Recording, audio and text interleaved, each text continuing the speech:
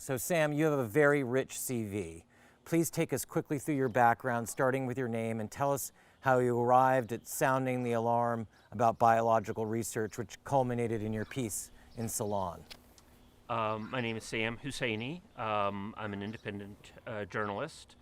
A lot of my writing is at Husseini.org. I did a lot of work regarding claims about Iraqi weapons of mass destruction before the invasion of Iraq, and indeed throughout the 1990s, about false claims demonizing Iraq and false claims about the existence of Iraq WMDs. I occasionally go to news conferences and ask tough questions. In 2011, when the Arab uprisings happened and the desire for change was being perverted by Saudi Arabia and other governments, I questioned a Saudi official at the press club, asking him what the legitimacy of the Saudi regime was. I got suspended from the press club for that, and that was later overturned by the ethics committee there. In 2018, I attempted to question Trump and Putin at their summit in Helsinki about the nuclear weapons ban treaty, and got dragged out. And went protesting there? Looks like there's some What is this, fisticuffs? sort of a skirmish. my. Someone was What holding the up a heck? sign. Last year, I covered the Plowshares trial in Georgia of activists who went on a U.S. main Trident military nuclear base. So I followed nuclear issues, other weapons of mass destruction issues, politics in general, but especially foreign policy. How did you get to the article that you wrote in Salon? What inspired you to write it? On February 11th, the CDC had a news conference, or the press club had a news conference with a CDC official. And I try to go to these things and try to ask what, as best I can, a tough question, sort of the question that's, the elephant in the room that no one wants to talk about. And I asked about the lab in Wuhan. Sam Husseini from Consortium News. Obviously, the main concern is how to stop the virus and death and so on. But I think that we should look into the origins of this. Is it the CDC's contention that there's absolutely no relation to the BSL-4 lab in Wuhan? It's my understanding this is the only place in China with a BSL-4 lab. BSL-4, that's the highest level lab with the most deadly pathogens and allegedly the most stringent safety requirements. We in the United States have, I think, 24 or so, and there have been problems and incidents. Some of them have been shut down out of concerns of leakage of potential pathogens, and it's an ethical struggle in the United States about gain-of-function research. That is, research that actually attempts to make pathogens more lethal. And China is a very opaque society, a totalitarian regime. We have no idea, or I don't know, you tell me, do you have any idea what kind of research could potentially be done? I'm not contending that this was intentional in any way. I'm just asking, is it a complete coincidence that this outbreak happened in the one city in China with a BSL-4 lab, and shouldn't we be having at least some of the discussion about the ethics of some of the research that happens here? Thank you. Yeah, thank you for those comments. Based on everything that I know about what is going on with this outbreak and the research that's being conducted, as well as the genomic sequences that have been posted and the comparison with animal strains, the pattern that we're seeing is quite consistent with emergence from animal to human acquisition. I followed up and I said, being of quote-unquote natural origin doesn't necessarily preclude that it didn't come from the lab. That is, they could have collected it in nature. The caves, the bat caves that people point to, are over 1,000 miles away from Wuhan. And she had the most striking response to me, which I've heard elsewhere.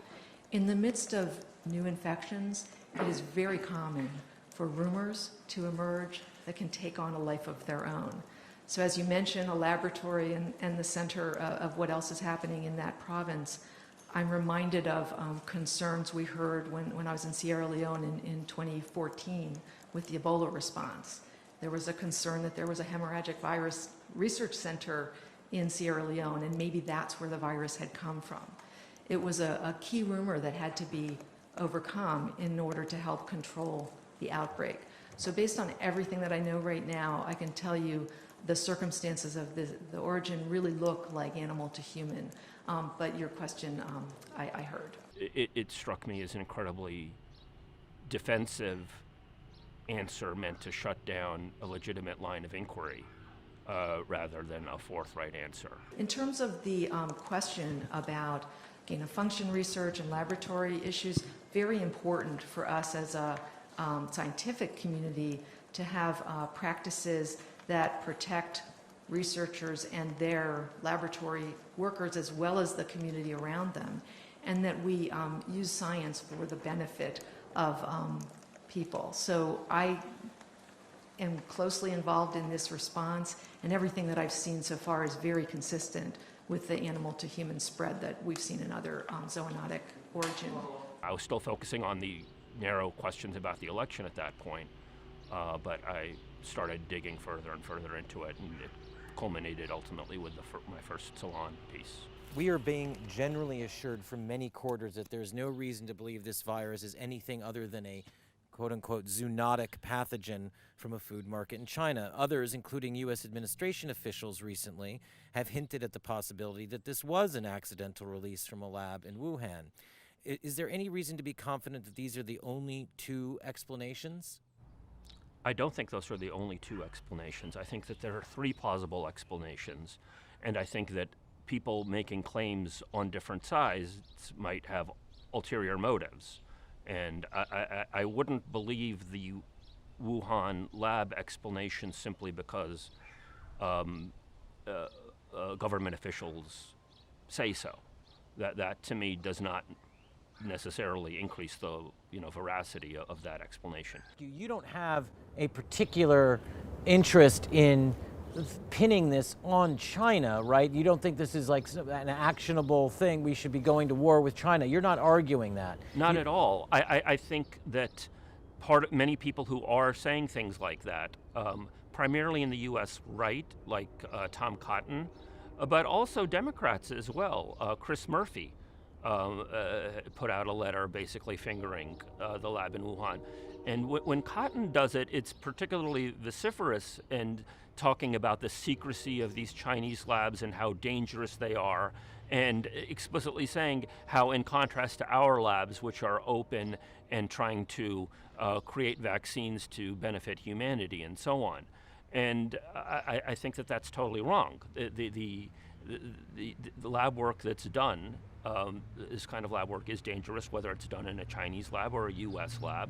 And indeed, the U.S. policy has driven this arms race. I mean, it's possible that China, the Chinese lab slipped on a banana peel here, but in part they slipped on a banana peel in a race that was orchestrated by U.S. policy. As I see it, there are three explanations. One is it had nothing to do with a lab, which I hesitate to say came from nature, because that could mean that ultimately the causes are animal farming, deforestation, and so on. But let's just broadly say that had nothing to do with any lab. The other is that it was an accidental release from one of the labs. There are actually two. I didn't know that when I questioned the CDC initially. There are two labs in Wuhan, and an accidental release there, and those accidents happen, including at U.S. labs. It's a long and documented history that I at least give a rough outline of in my recent articles. And the third one is that it was designed to, in effect, frame the labs in Wuhan. This would be akin to what happened with the anthrax attacks. People might remember after 9/11, letters were sent in the mail with "Death to America, praise to Allah," written on them to members of Congress, to members of the media. It sent a wave of panic throughout the United States. People were afraid to open their mail. It made people incapable, in many cases, of rational thought as to what threats did or didn't exist. And they ultimately were traced, to the extent that they were fully traced, to U.S. or U.S. allied labs. That is, the anthrax, the terrorists came from within the U.S. government. So that's what you would call an example of a false flag attack. It's a very prominent one. It was never meaningfully resolved. Even Leahy, Senator Leahy, one of the targets of it, Mueller was head of the FBI in 2008, and when they finally said, okay, we pinned it on this guy, Bruce Ivins, after they've tried to pin it on several other lone wolves, and had to pay one of them off millions of dollars for their conduct, Leahy told Mueller, I'm not buying this story, that it was all one guy who did this. And there's a substantial body of work, a substantial amount of evidence that it wasn't simply one guy. While we're on that topic of the anthrax attacks, what resulted from the anthrax attacks? Yes, that's critical.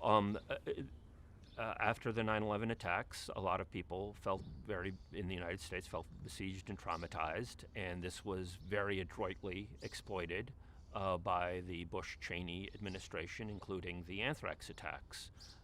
People were beside themselves, afraid to open their mail, similar to the dynamic you have here of people being on edge in a different sort of way, but it's the closest parallel in many respects. Congress was suspended for a time, and Bush-Cheney administration rammed the Patriot Act, so-called Patriot Act, with draconian restrictions on civil liberties and so on during that time, and they also built up their wars against Afghanistan as well as against Iraq.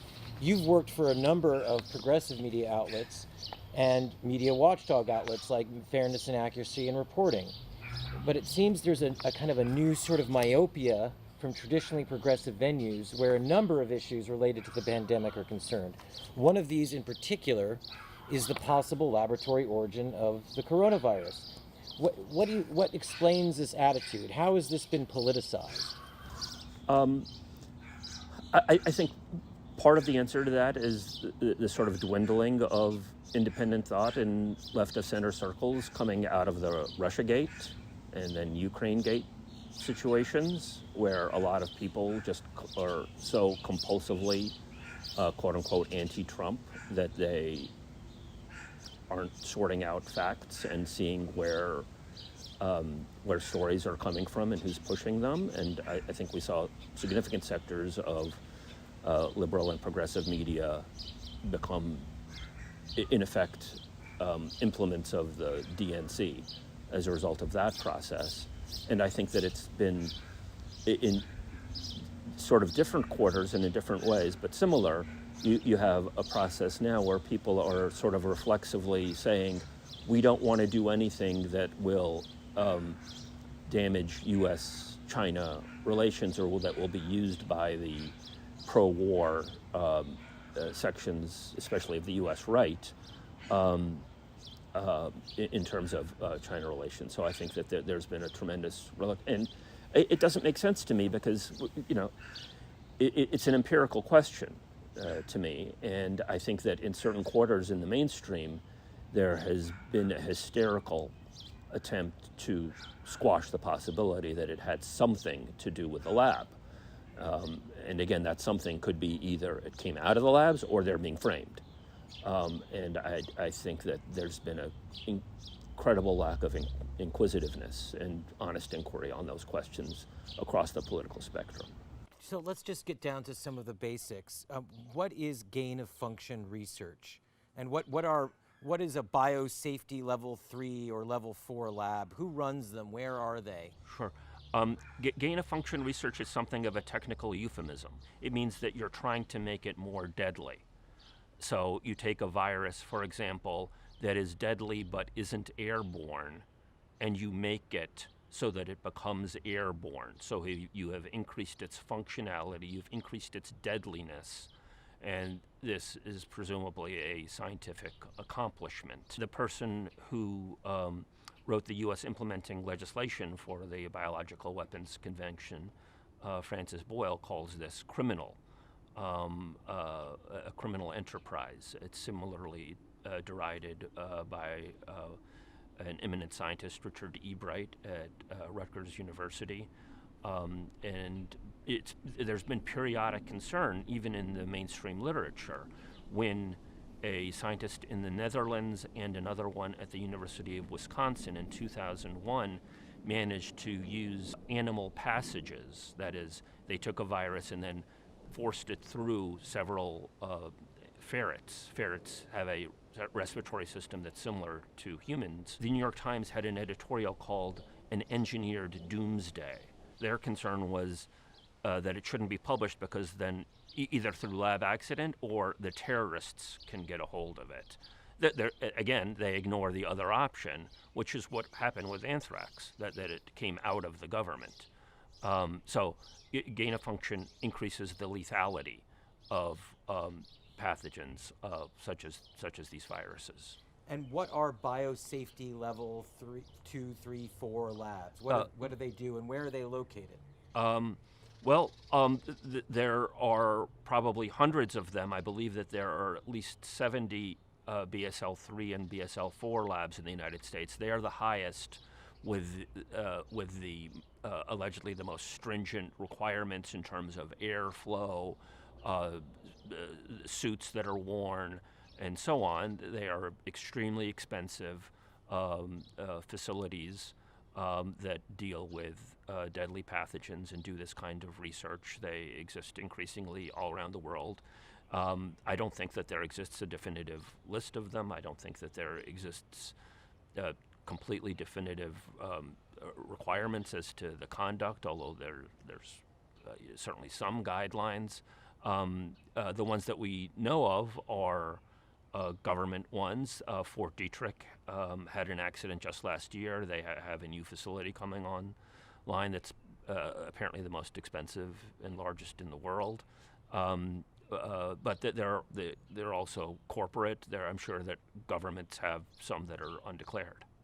Are there connections between the different labs throughout the world?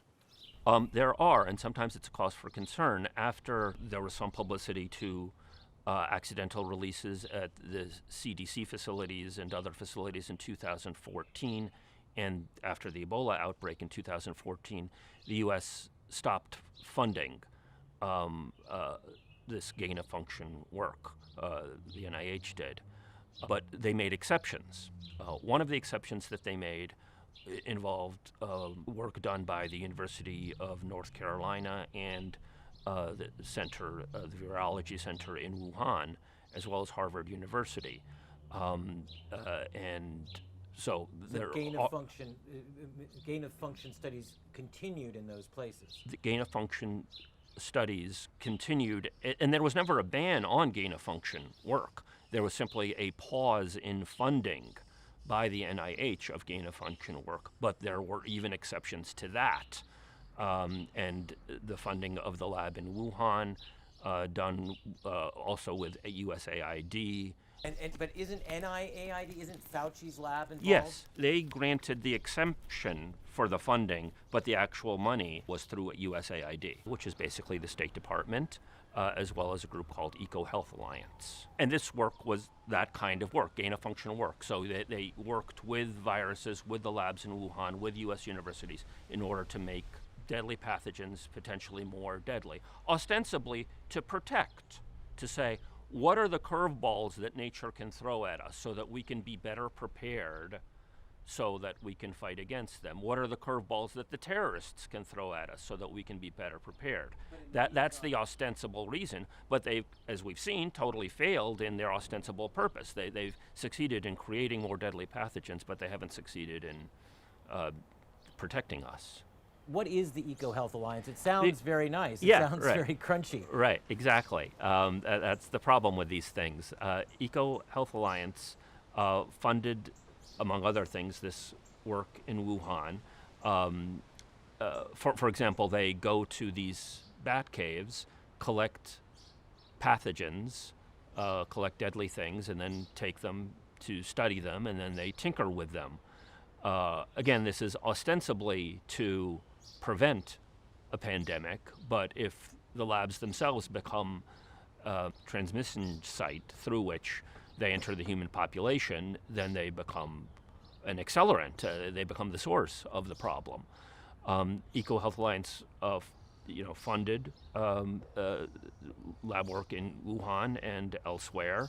They have on their board, on their scientific advisory board, former longtime people, top people at Fort Detrick, for example, the U.S. Main quote-unquote defense bioweapons facility.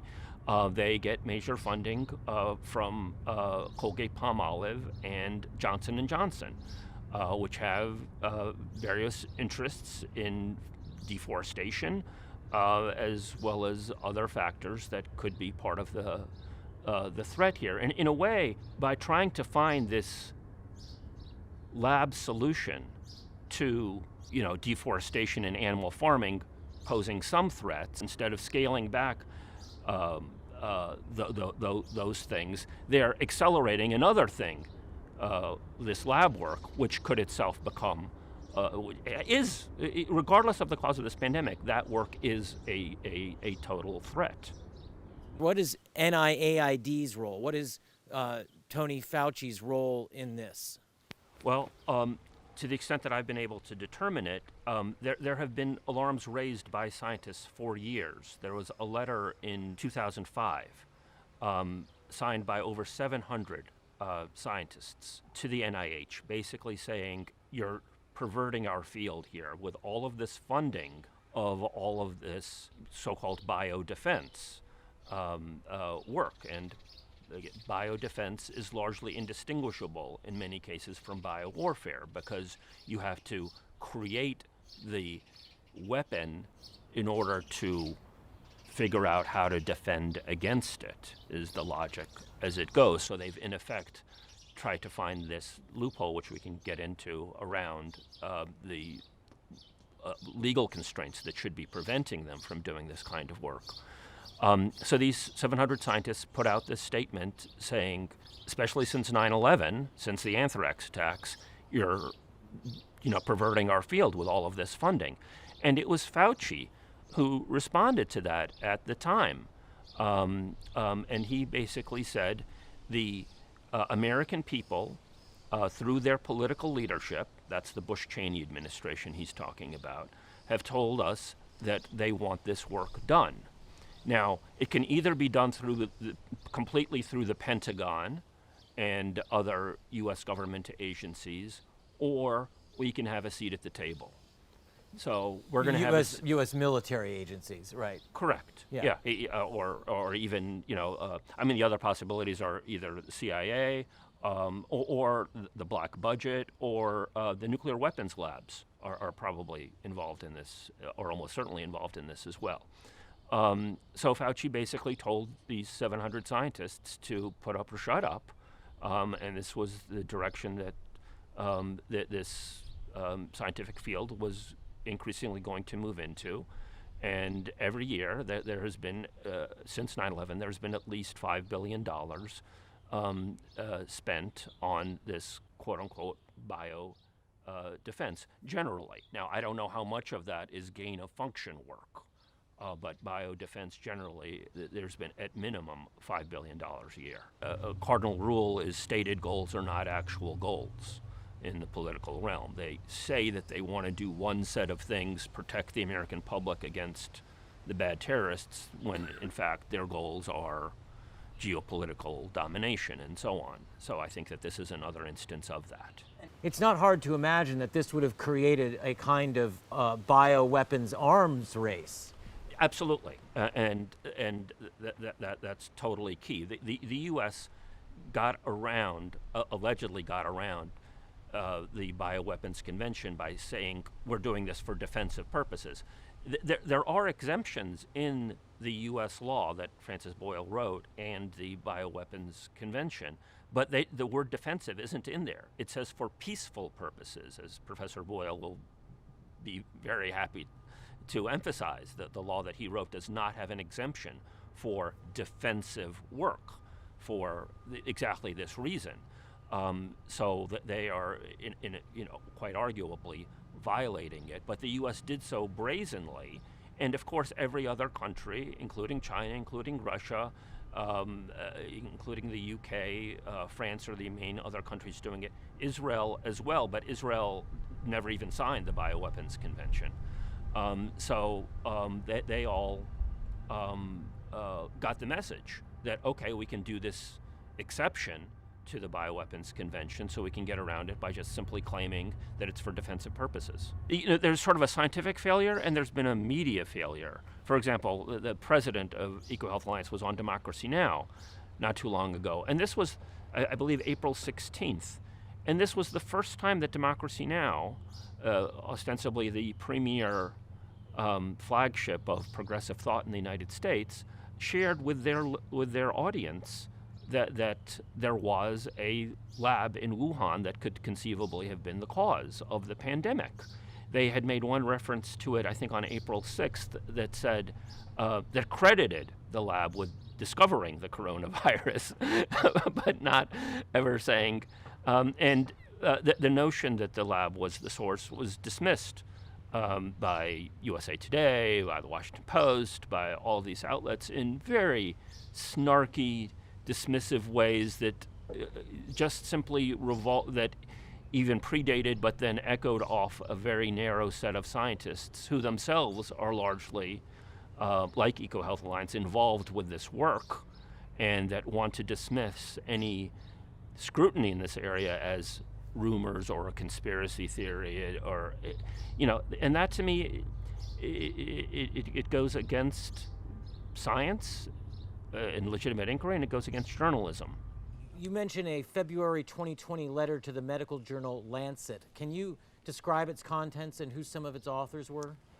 Yeah, that letter was ostensibly to show solidarity with the workers in Wuhan, but it also had a phrase denouncing the conspiracy theories as to the non-natural origin of the pandemic. And again, it was an attempt to shut down debate. And to me, that's totally antithetical to the scientific process. The scientific process should welcome scrutiny and debate on serious questions like this. And then you have a hypothesis, and you break the hypothesis, and you produce evidence and reasonable argument. They attempted to short-circuit all of that by saying, "Oh, this is conspiracy stuff." One of the signers of the Lancet letter, Charles Kalischer, the first one listed, they're listed alphabetically. Several of them have questionable ties to the government. His is perhaps the most notable. He's been accused by the Cuban government of having spread biowarfare agents in Cuba. Dengue fever, was it? Correct.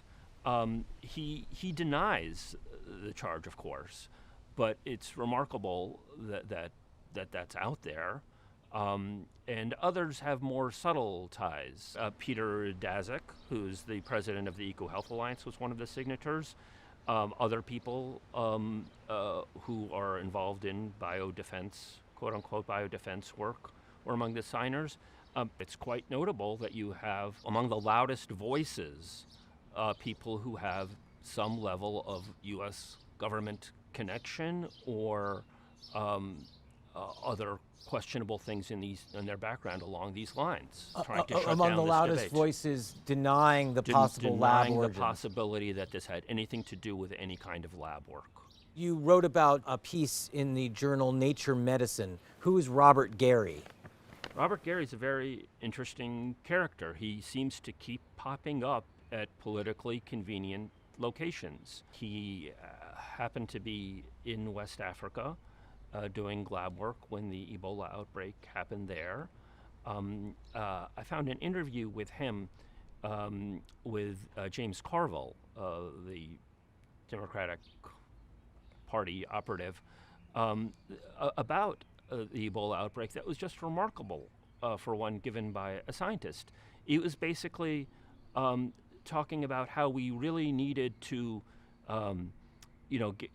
take care of this Ebola situation because the government most affected by it was an ally of the United States, and therefore we needed to, back them up because if this continued, then they might be destabilized. It was just a remarkable set of perspectives for a scientist. I mean, as opposed to just saying we should be right, dealing with this yeah, no matter it wasn't what. dealing in the realm of, caring for regular people, or that seemed secondary at best, or just from a scientific perspective. He's also been noted in his assorted roles by Dr. Meryl Nass, who's done leading work on the anthrax vaccine, where she's noted that he keeps popping up in all of these situations that don't seem connected by a scientific interest. They all seem to be politically charged issues. And Ed Hooper, who wrote The River, a book that alleges that the outbreak of HIV was because of a polio vaccine that had gone wrong in Africa. That was well reviewed in the New York Times when it came out in 1999, I think.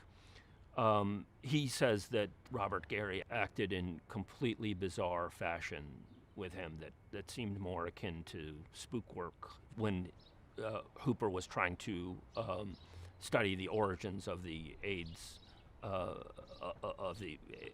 epidemic.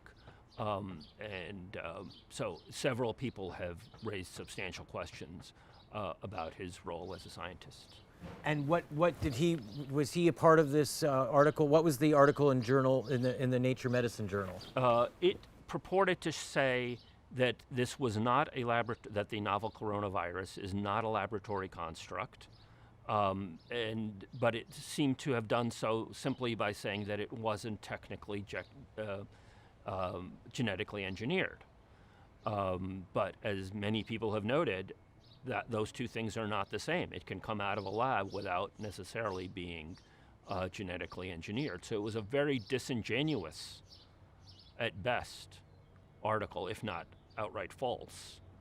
And then it was immediately picked up by all of these media outlets, USA Today, ABC, Washington Post, so on and so forth, with, it's the snarkiest headlines, and, these scientists are getting tired of debunking this crazy conspiracy theory, that entire... Yeah, wasn't ABC News headline, sorry, conspiracy theorists, there's no lab origin, okay? Right, yeah. ABC had that snarky headline, and then I can't remember, some other outlet said, the scientists are tired of debunking these theories, And you mentioned someone named Laurie Garrett. Who's Laurie Garrett, and what did she write? She's very prominent on this issue. She has written several books about potential pandemics. She used to be with the Council on Foreign Relations. Is she a scientist? She's not a scientist. She's a journalist. She's a writer. She repeatedly, and one time she did this outright, wants to blame quote-unquote exotic animals for the outbreak. And at one point... Like the consumption of exotic animals? Correct, as that being the way that it went from bats to humans. It just seemed very odd to me that that's the constant refrain in these quarters. She's associated with Ian Lipkin from Columbia University. They were both special technical advisors to the movie Contagion that millions, if not tens of millions of people have viewed, especially lately. And the movies depicts unregulated lab work at a BSL-3 as a heroic enterprise that helped to stop the contagion. And it depicts the CDC as, led by very caring, although flawed individuals.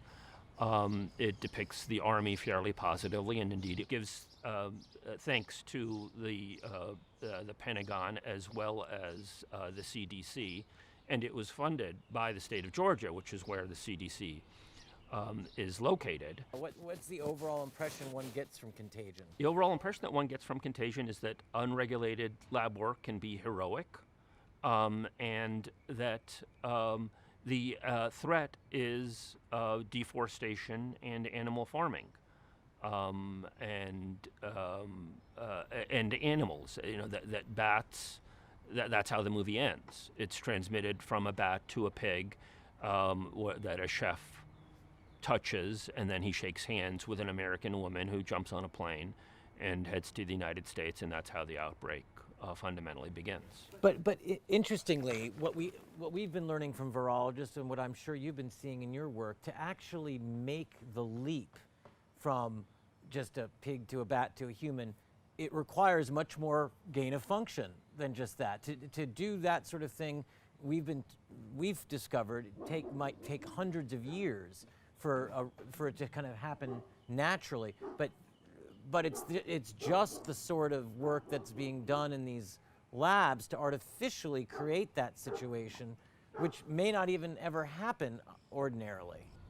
The thing that we can't avert our eyes from is that it effectively accelerates the existence and the proximity to humans of the threat. And these, in other words, some of the threats that they've developed might never have naturally occurred had they not done the work. Correct. That's my understanding. They are out to look for enemies, ostensibly for the purpose of figuring out how to defeat them. And sounds like a common refrain. That's at best a very dangerous thing. I mean, you have Richard E. Bright, an eminent scientist, and he calls this kind of work that they do, going to these caves, and he says it's not science, it's Indiana Jones adventurism. It's the definition of insanity, he calls it. And you hear that phrase quite a bit. The former head of the Royal Scientific Society in 2014 called this kind of work incredibly dangerous and crazy, this gain-of-function work. You quote Lord May, who's the former president of the Royal Society, as saying, "The work they are doing is absolutely crazy. The whole thing is exceedingly dangerous. Yes, there is a danger, but it's not rising from the viruses out there and the animals. It's rising from the labs of grossly ambitious people." Yeah, I think specifically he was talking there about the work that was done in Holland and the work that was done at the University of Wisconsin on the making the bird flu more easily transmissible. But I think that same charge applies to the work that we're seeing in Wuhan and the associated work in the United States by these people who are incredibly well funded. I mean, EcoHealth Alliance gets a lot of money from corporations and through the U.S. government and so on, and they are, although they just recently got cut off from some U.S. government funding, but they had a full spread in the New York Times basically saying, "We're the solution. Fund us more." I think grossly ambitious people fits the bill here. Who is Ron Fouchier? Sure. Ron Fouchier is a scientist in the Netherlands who used NIH funding to make the bird flu more deadly, to make it transmissible through the air. And this caused a furor, or not a furor, but it got some notice in 2011 or so. It was, I believe that he outright said, he proudly said that he's created the most deadly pathogen yet. A lot of people said that he shouldn't publish the results. They eventually were published. Does this essentially provide some kind of a roadmap to people about how to make something like this? Right.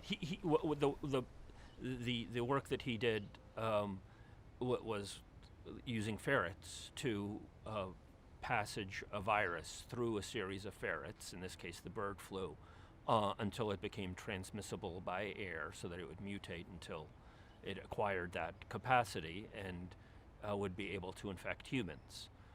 So he made something that was deadly, far more transmissible, and therefore far deadlier. And this caused some concern in various quarters, but not enough to actually stop this work from being done. He was, Francis Boyle would call him and many of these other people death scientists. Who are Mark Lipsitch and Allison P. Galvani, and what did they write regarding Fouché's work in 2014? I can actually I'll just give you this quote. We argue that the two main benefits claimed for these experiments, improved vaccine design and improved interpretation of surveillance, are unlikely to be achieved by the creation of potential pandemic pathogens, PPP, often termed gain-of-function experiments. Who are these guys and what were they trying to accomplish? They're scientists at Yale and Harvard, and they have been some of the people who are sometimes vocal on this issue and cautioning against this kind of extremely dangerous lab work. I believe that I've seen some media by at least one of them since our current pandemic, but not on this issue. There's the loud crowd of people who are part of doing this dangerous work, and they're very loudly denouncing any effort to scrutinize it. But you have, I think, a lot of scientists who are very careful people for whatever reason, either if they're cautious by nature or they don't want to go against where a lot of government funding is being done. And they're remarkably quiet on this very question. So the media mantra that there's scientific consensus that this didn't come out of a lab is not true. A lot of the most prominent scientists, people who we talked about at Harvard and Yale, as well as, for example, Jonathan King at MIT, have been notably silent as to what the cause for the current pandemic is. But prior to this, they had been sounding the warning. To some extent, it's periodic. The only person really sounding the warning on a regular basis is Francis Boyle.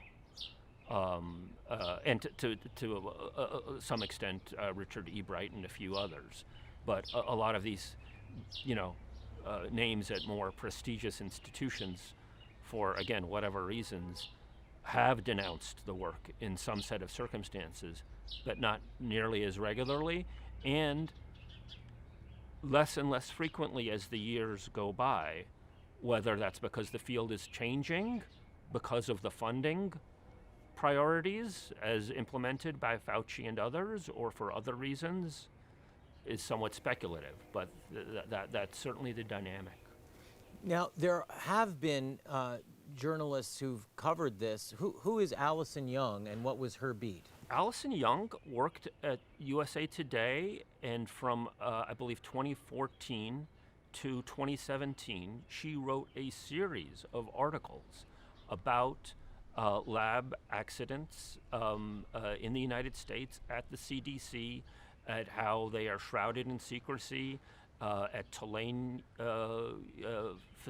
at facilities in Tulane, I believe at Fort Detrick, at dozens of facilities around the United States. She would go through the government reports. She would do other investigative work. It prompted some level of congressional inquiry at the time. She really performed a substantial service. She's no longer on that beat. She stopped around 2017, and she's off doing something else now at some university, and she's not, I've touched base with her, but she's not doing anything on this. Who is Meryl Nass, and what has her role been, and what's her work been prior to this? Meryl Nass, she, as far as I know, documented did the first work documenting a case of biowarfare in recent decades. It involved Rhodesia and the use of anthrax there by the white minority government or elements associated with it against black farmers. She's the first person who I heard from about the problems with the Nature Medicine article. She pointed out that it was an incredibly disingenuous article, and there were a whole series of ways that, besides genetic engineering, that the current pandemic could have resulted. And that was shared with Richard Ebright at Rutgers, and he said, yeah, he totally backed that up and said, for example, you could do animal passage as they did in Holland and the University of Wisconsin. So we've been talking about gain of function and how that possibility has been minimized, but Luc Montagnier made a very startling claim recently. And if you could just tell us who Luc Montagnier is and what he discovered, and what is he now suggesting is the case about the novel coronavirus? Luc Montagnier won the Nobel Prize in Medicine for discovering the HIV virus.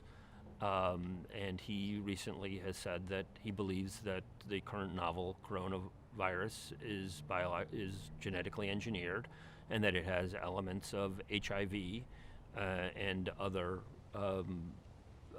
elements in it that are recognizable. This is remarkably similar to what Francis Boyle has been saying since late January or early February. But Montagnier actually says he's looked at it. He says that he's looked at it. I believe that he's basing some of his assessment on some work done by some Indian scientists who pulled back their work. He says that it was done for political reasons, under pressure, which also has been alleged about some Chinese scientists who put out some statements early on saying that the lab in Wuhan was responsible. They also withdrew their statements. Montagnier says, I'm a Nobel winner, they can't intimidate me, and this is my assessment. I don't believe that he's published a clear scientific paper as to the methodology behind his assessments. And he's not saying it necessarily came from Wuhan. He's just saying, look, I've found HIV edited into this. Yes, that my understanding is that he is adamant in not drawing any kind of conclusions other than, I believe that this was a human creation. How many lab accidents did you run across? Was there a long list of them? There's a very long list of them. There was a paper, a version of which was published in the Bulletin of the Atomic Scientists in 2014 that went back in time. Lab accidents in England,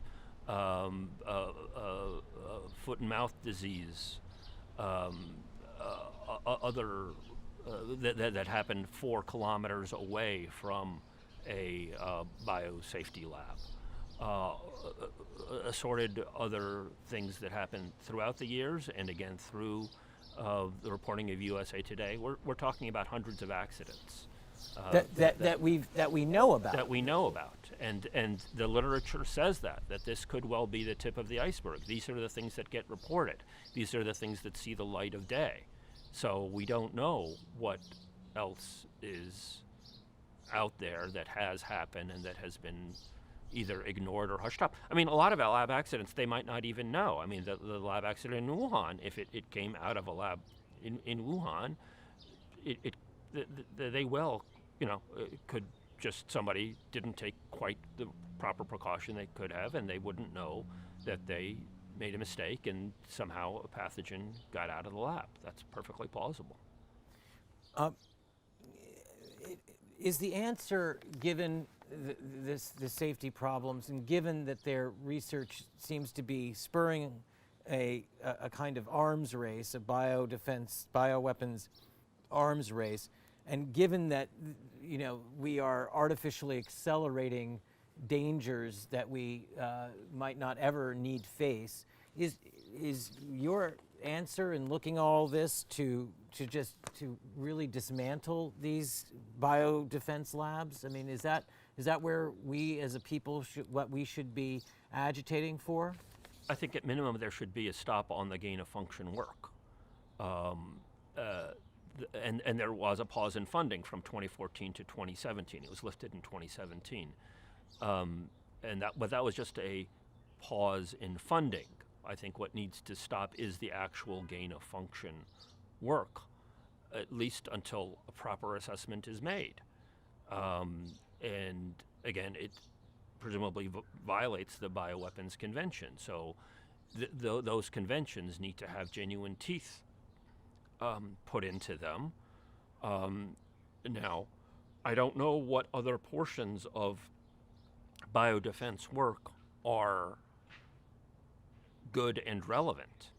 I think that there needs to be a much broader inquiry about that. But at least in dealing with these potentially pandemic pathogens, what's euphemistically known as gain-of-function work, I think that work should be stopped.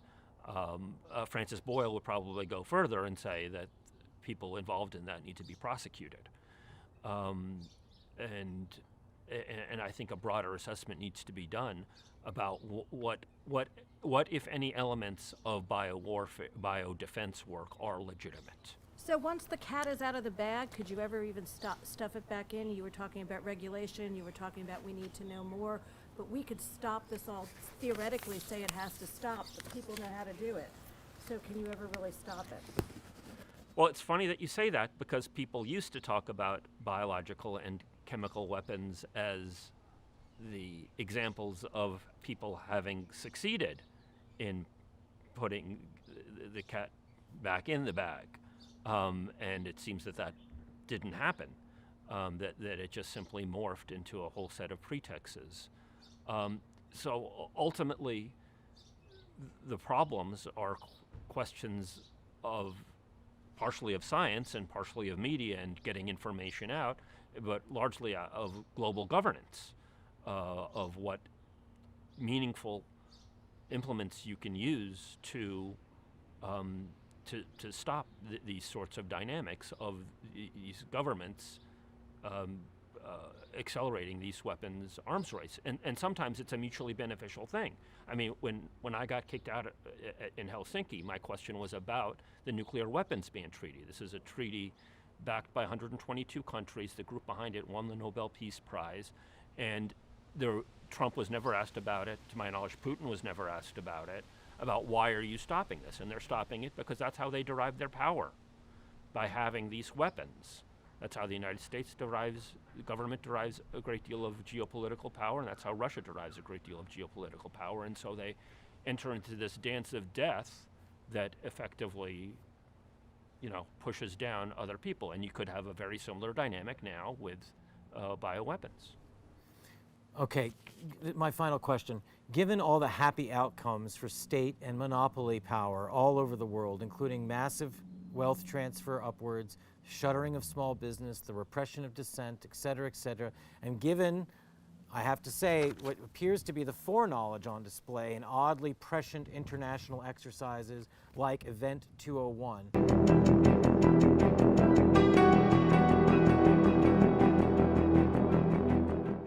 It began in healthy-looking pigs, months, perhaps years ago. A new coronavirus spread silently within herds. Infected people got a respiratory illness with symptoms ranging from mild flu-like signs to severe pneumonia. Governments need to be willing to do things that are out of their historical perspective, or for the most part, it's really a war footing that we need to be on. So at the moment, we want the funds, right? You need the money. So where's the money? But now you need a really coordinated, centralized efforts. Is it not probable that this virus was indeed, I won't use the word engineered, but was released not necessarily by any one country, but really for the mutual benefit of powerful groups in every country? Whitney Webb, a journalist at Last American Vagabond, who her work, as well as other interesting work on this, has been either deplatformed or demonetized by the internet giants, has done some interesting work on this, laying out that there were war games or some kind of preparatory games before the current pandemic that were eerily similar to Dark Winter, which was immediately before and foreshadowed the anthrax attacks in 2001. I think it's very difficult for me to assess probabilities in something like this. I think that what we do know is that a lot of very powerful institutions benefited tremendously from this pandemic, and that a lot of agendas around remaking society in various ways benefited. This so-called social distancing, which shouldn't, it's physical distancing, presumably, but it's been a boon to internet companies, to other powerful forces, to nationalistic forces. To some extent they could be simply fortune favors the prepared, or that it was actually planned by one or more interests involved. I think that it's disingenuous for people to say, as I've heard many people say, oh, this isn't what a bioweapon looks like, so that can't be right. Well, you don't know what a bioweapon looks like. It's something that hurts people and is used for strategic purpose. Are they saying that because this is too weak somehow? This is either too weak or too unpredictable. And I mean, some of these things have merit. I mean, Boris Johnson allegedly got it, so you'd think that whoever did this might have wanted to give him a heads up. So, I'm not seeing clear delineations on these issues, but I think that the notion that this is either too weak or that it's too unpredictable, and therefore it can't possibly be an intentionally created bioweapon, I don't think that's a really rigorous statement. You don't know what the intended goals are of a given bioweapon until it benefits certain parties. So I think that all three of those three options are still possible. And I would challenge people who want to dismiss this to go back and wonder why you didn't ask the questions about the anthrax attacks. Why didn't you ask the questions at the time? And why didn't you ask the questions as the so-called investigations, went forward? And Robert Mueller effectively had a hand in covering it up, and then he's brought back to guide the direction of the Democratic Party for 3 years. There's such an insular clique of individuals involved in this, and such a lack of scrutiny by a lot of parties that I seriously question attempts to dismiss such possibilities. What's this whole idea about trying to blame nature for these things? What are your thoughts on that? Yeah, I think that it's part of a whole search for enemies. It's Iraq is the problem. Al-Qaeda is the problem. Well, you created Al-Qaeda by funding the Mujahideen to fight against the Soviets. Well, this is the problem. Well, it's North Korea. It's this and that. Well, North Korea voted for the nuclear weapons ban treaty. You voted against it. There's a search for enemies, and in some respects, the final enemy is nature, of saying it's these, or culture. It's these weird people eating weird meats, and that therefore that's the problem, or nature, and we have to control nature. That it has to succumb to our will, that views humanity not as a creation of nature that needs to play off of it and build off of it and learn from it and work in harmony with it, but rather needs to control and manipulate it for geostrategic, for profit, for gain, for things, and only maybe tangentially for genuine benefit of humanity.